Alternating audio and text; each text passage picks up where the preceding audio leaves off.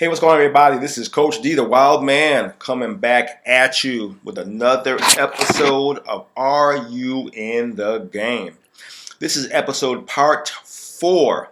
So, give you a basic run back of what we've done previously. We talked about why get started, like why are you passionate about becoming an MMA fighter? You know, choosing the right kind of gym to go to. Make sure you know that gym's well rounded.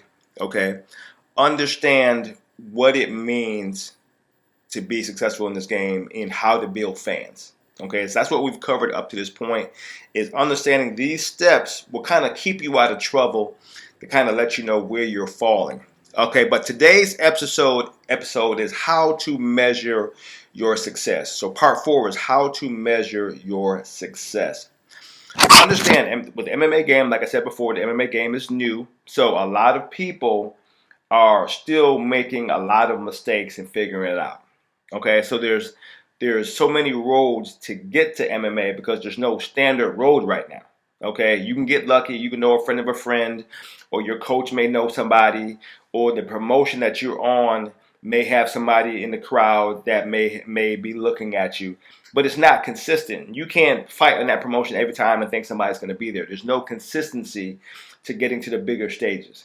Okay, so you have to know how to measure your success. Okay, and some of the ways to do this is look at some of the people who are already successful.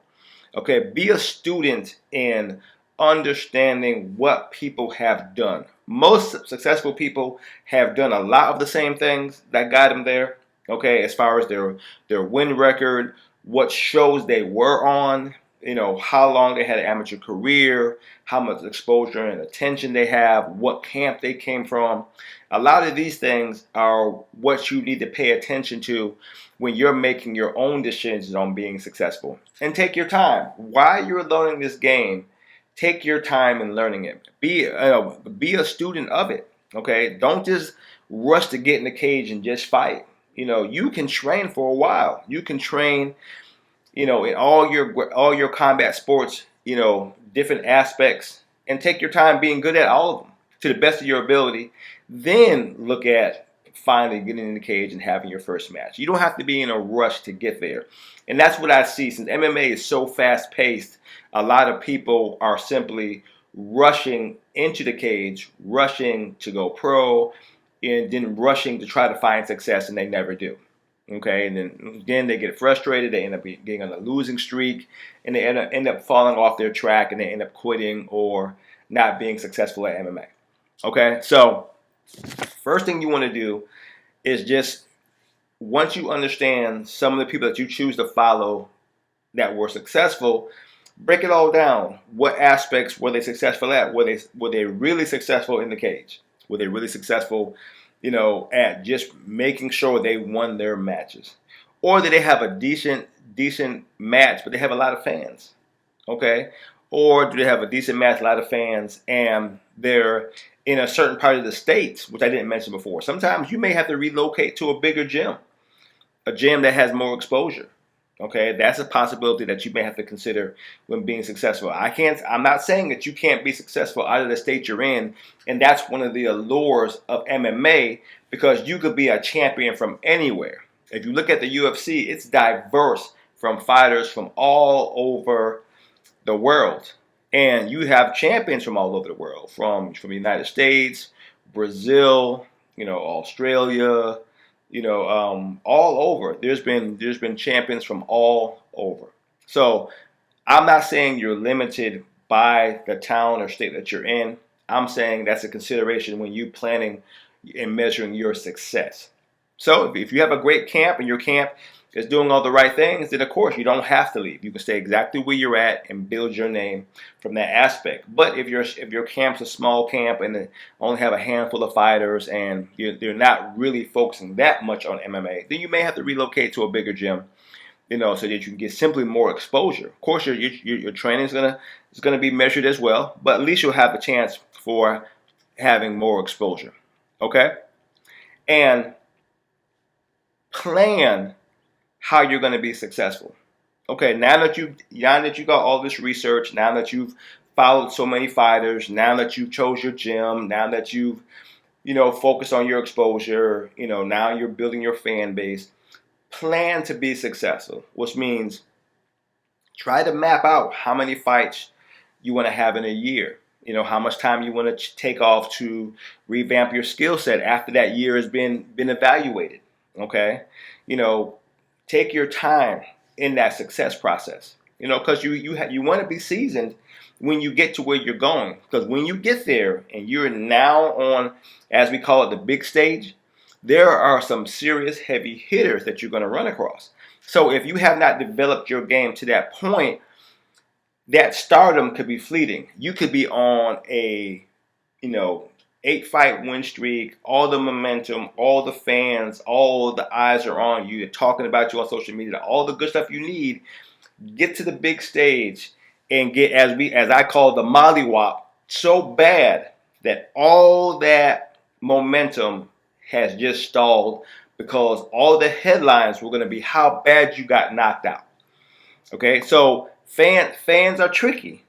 Fans are on your side one day, they can change the next.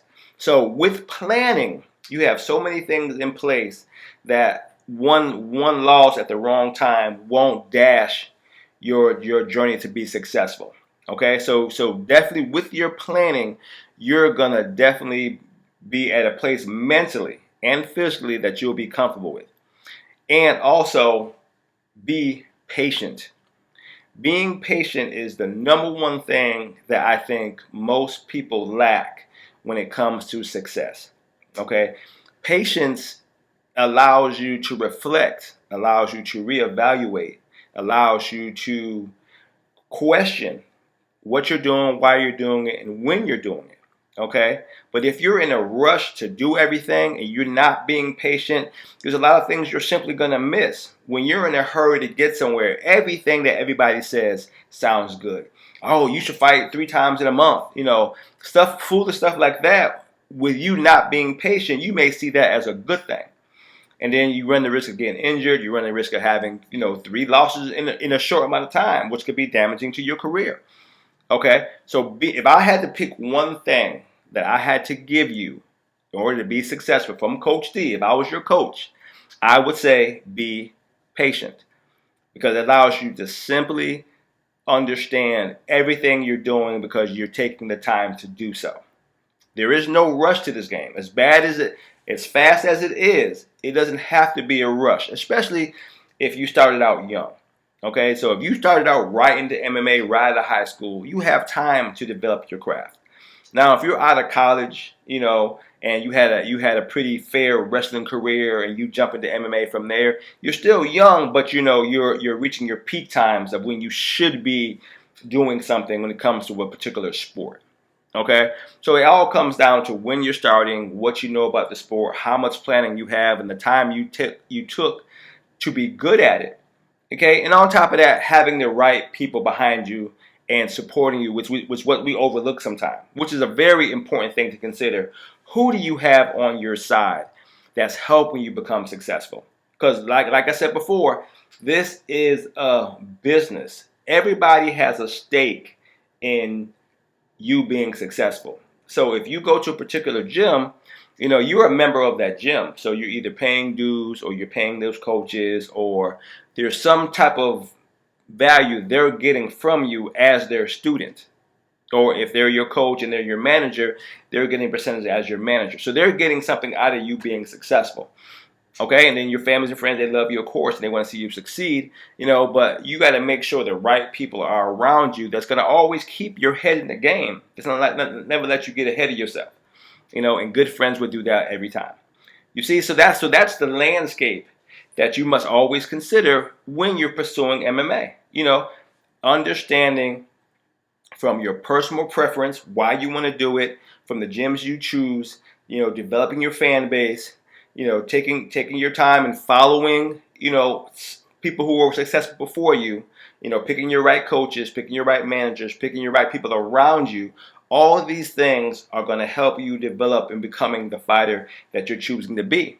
Okay, now of course, in these 4 parts that I've given you, there's a lot of information to digest. Okay, but it's all designed to make you think about, is MMA right for you? and if MMA is right for you, and you understand that it is a business and there's a chance for you to be successful, then you take those chances by doing the right thing. And you will look at it as a business. Because if you want to grow, if you weren't thinking about MMA and you were thinking about a career, what would you do? You'll go to school, you will get that education, and you will pursue that career. Okay? Now, if you're in that career and you need more education, you will take more courses to be educated, right? Okay? MMA is no different. As a business, you must always constantly improve your resume to move up in the ranks. It is no different. Okay, so if you think of it that way, then you will definitely be successful and you will definitely get where you want to go. All right, this is Coach D coming at you again with Are You in the Game Part 4. If you like what I'm doing, definitely follow me on SoundCloud, follow me on YouTube, follow me on Instagram, follow me on Twitter. Say if you have any questions, no matter where you hear me, hit me up in the box below and I'll definitely answer your questions because I want to see you succeed as an MMA fighter because that's my passion. That's why they call me Coach D. I'm all about helping MMA fighters. All right, till you hear from me again, peace out.